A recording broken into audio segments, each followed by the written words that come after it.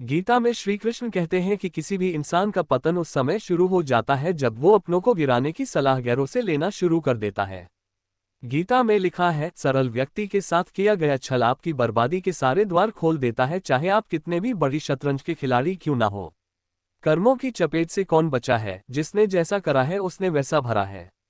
श्री कृष्ण के अनुसार किसी का साथ ना मिलने पर कभी भी निराश नहीं होना चाहिए, क्योंकि कोई दे या ना दे, ईश्वर हर मुश्किल घड़ी में साथ देता है।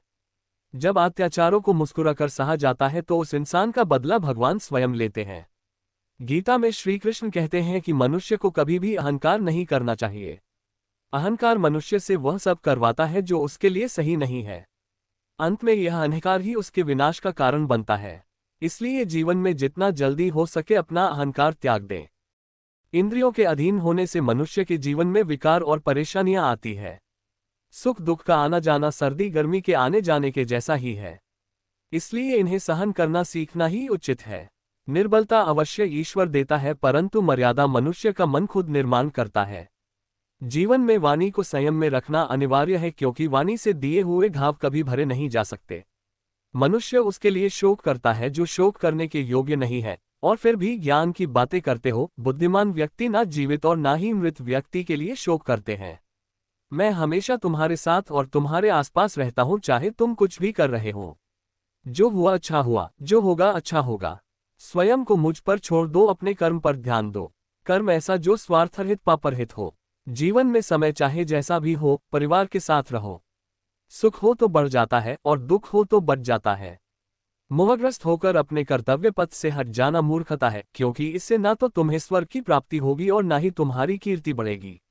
श्री कृष्ण कहते हैं कि सत्संग ईश्वर की कृपा से मिलता है, परंतु कुसंगति में पड़ना मनुष्य के अपने ही हाथों में होता है। इस संसार में कुछ भी स्थायी नहीं है। मैं सभी जीवों में विद्यमान हूँ, मैं चींटी में भी विद्यमान हूँ और हाथी में भी विद्यमान हूँ। मेरे भी कई जन्म हो चुके हैं, तुम्हारे भी कई जन्म हो चुके हैं। ना तो मेरा अंतिम जन्म है और ना ये तुम्हारा अंतिम जन्म है। व्यक्ति कर्म करने से कभी छुटकारा नहीं पा सकता है, इसलिए तुम्हें हमेशा कर्म करते रहना चाहिए, क्योंकि कर्म के बिना तुम्हारे शरीर का निर्वाह भी नहीं हो सकता है। परिवर्तन ही संसार में स्थायी है, इसलिए परिवर्तन से नहीं भयभीत नहीं होना चाहिए। जो लोग दूसरों की सहायता करते हैं, ईश्वर उनकी सहायता करते हैं।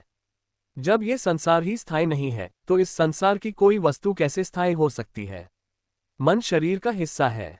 सुख दुख का एहसास करना आत्मा का नहीं शरीर का काम है।